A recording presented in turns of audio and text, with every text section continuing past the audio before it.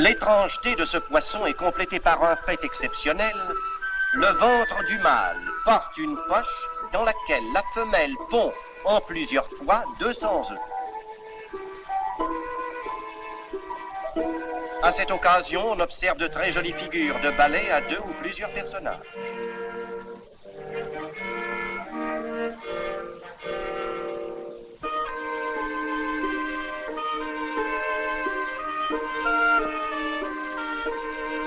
Le mâle féconde au passage les œufs qu'il reçoit de la femelle et surajoute à cela une fonction caractéristique de la femelle en nourrissant les embryons dans sa poche.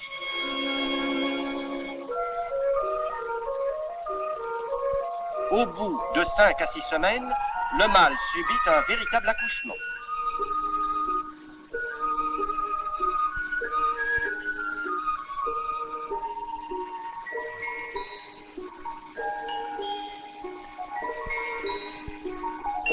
Une expression d'angoisse accompagne le roulement des yeux.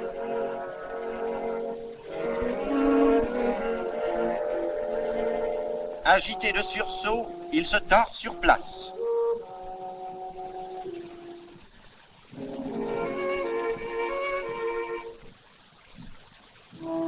La respiration s'accélère.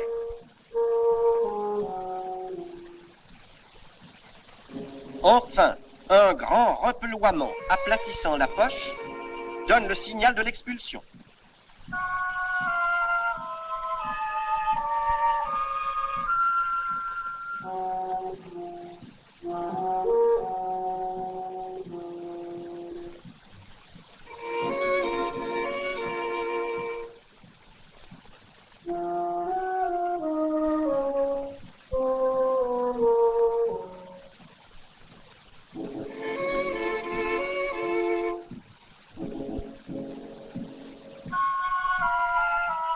Comme les petits sortent peu nombreux chaque fois, la délivrance demande de longues heures.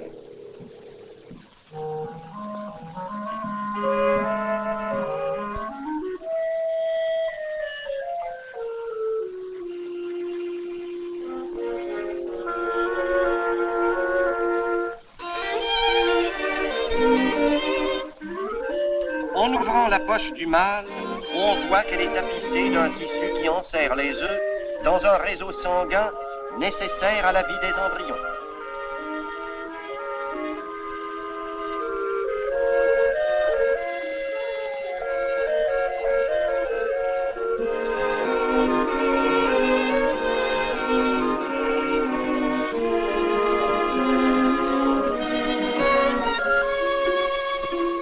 Après le départ des embryons, ce tissu reprend son aspect normal de vulgaire tissu conjonctif.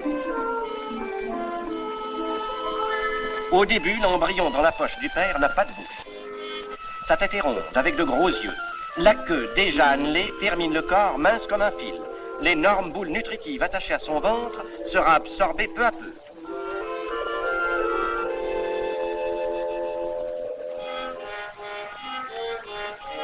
Puis le corps se différencie, la bouche se perce, il ressemble à un King Charles.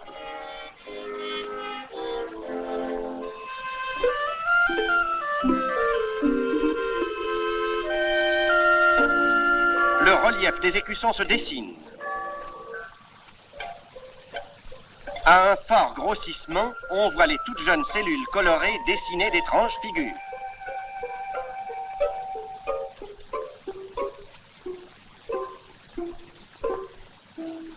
Le cœur.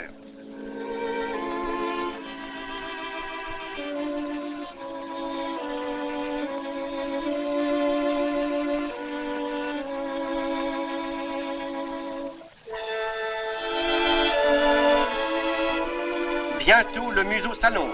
Voici fonctionner le clapet qu'il ferme.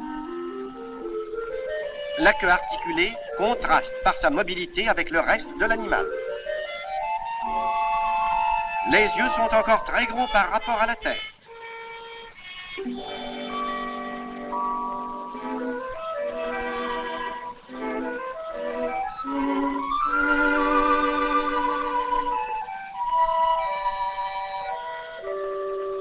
L'adulte en miniature est enfin formé. Il peut se déplacer verticalement avec la tête en angle droit du corps. C'est le meilleur stade pour une naissance heureuse. En ralentissant le cœur artificiellement, on distingue mieux le mécanisme de contraction de l'oreillette, du ventricule et du bulbe.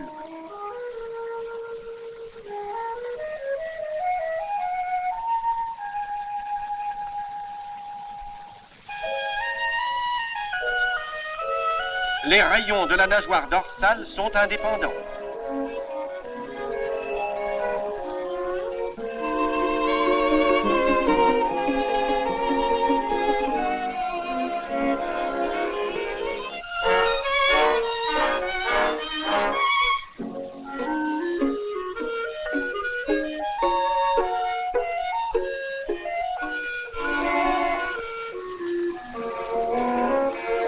Les tout jeunes chevaux savent déjà fort bien s'accrocher l'un à l'autre et jouer à 2 ou 3 à pousse-moi, tire-toi.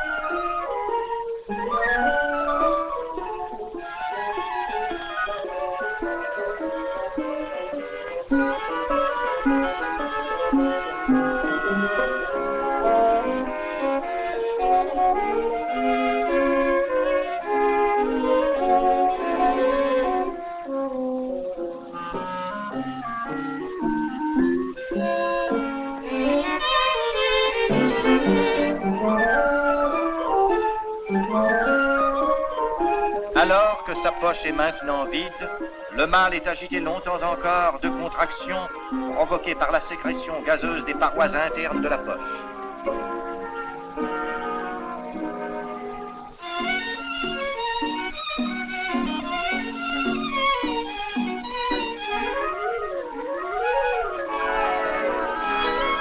Son déplacement lent empêche l'hippocampe de disparaître au loin en cas d'alerte, de se dissimuler rapidement sous les algues ou dans le sable.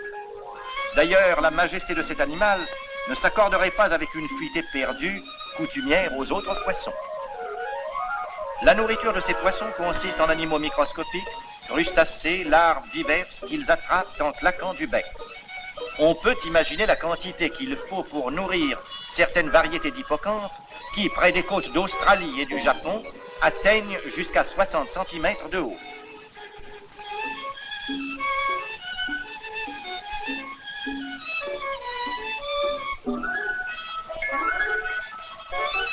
Peut-être aussi est-il peu menacé par les autres animaux marins et par l'homme, ce qui justifierait son calme devant les événements causés par des phénomènes qui n'appartiennent pas à sa vie courante.